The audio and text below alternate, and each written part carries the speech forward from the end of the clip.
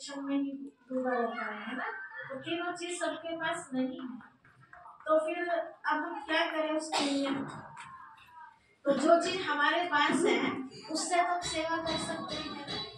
तो आज सवेरे अमृत वेले ये विचार आया था मन में किसी के, उन्होंने हमें बताया कि बहन जी आज आप इस चीज की लिस्ट बनाना, थोड़ा ये पता चले कि हम भारत को स्वर्ग बना रहे हैं तो सचमुच हम उस सेवा में लग भी रहे हैं या नहीं लग रहे हैं।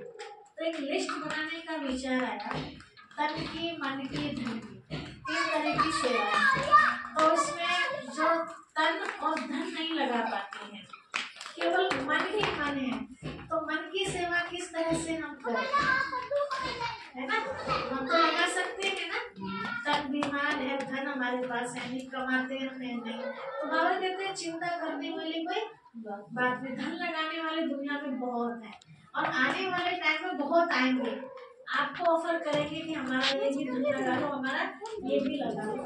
लोगों को जरूरत पड़ेगी किस चीज की, मन की शांति।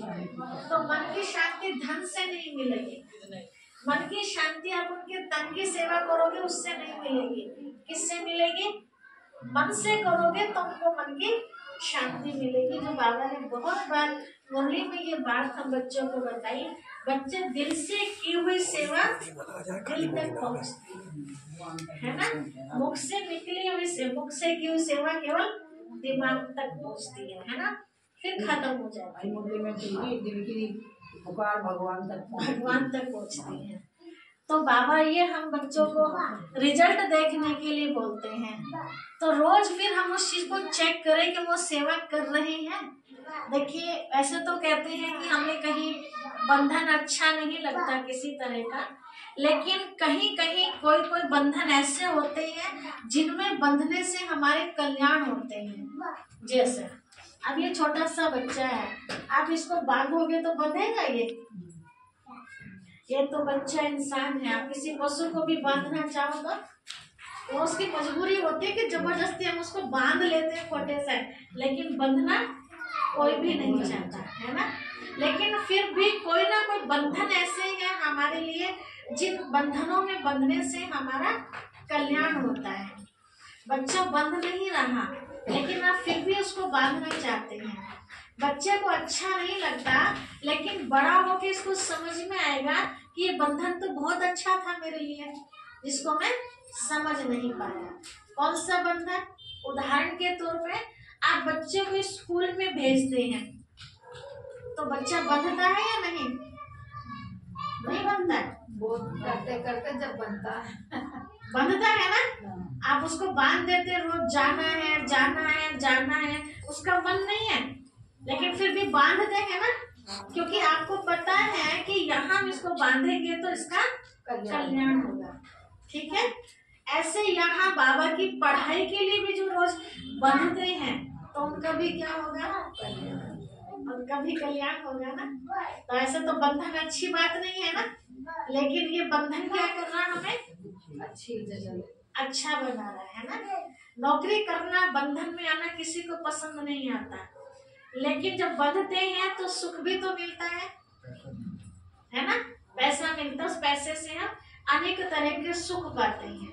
और बंधे ना तो सुख मिलेगा नहीं। तो कुछ बंधन ऐसे हैं जो हमें दुख की तरफ ले जाते हैं, कुछ बंधन ऐसे हैं जो हमें सुख की तरफ ले जाते हैं।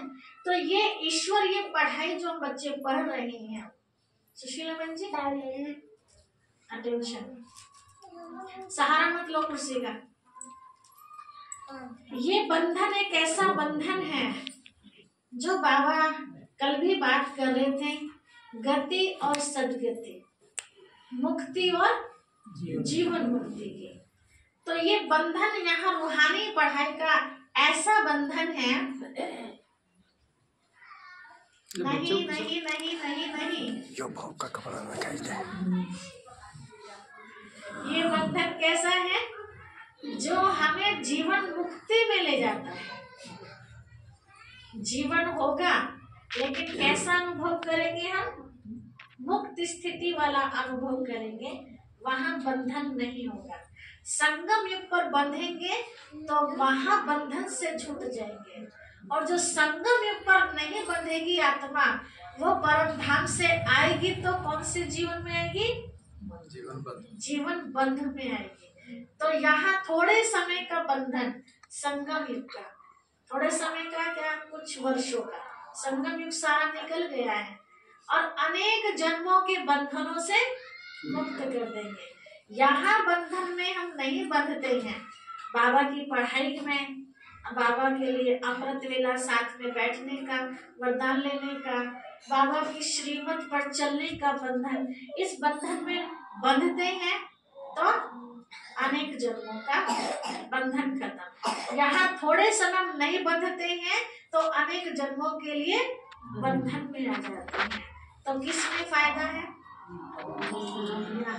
इस समय को वो वरदान है कि मेहनत थोड़ी और सफलता ज्यादा।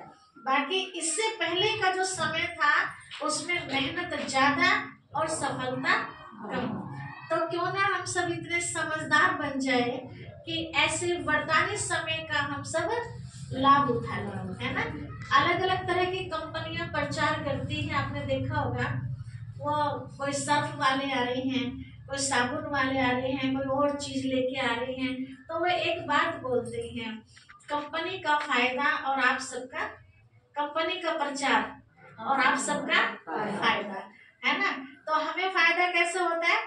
वो चीज हमें सस्ते में मिलती है। वही चीज आप दुकान पर लेने जाएंगे तो फुल रेट में मिलेगी, लेकिन जब वो खुद बंटवारी है चीजों को तो कम रेट में मिल रहा है और प्रचार कंपनी का हो रहा है ना। तो यहाँ शिव बाबा का जो गीता में वायदा था कि मैं आऊंगा, अधर्म का विनाश करूंगा, सत्य धर्म की स्थापना करूंगा, तो ये कार्य तो शिव बाबा का, पतितों को पावन बना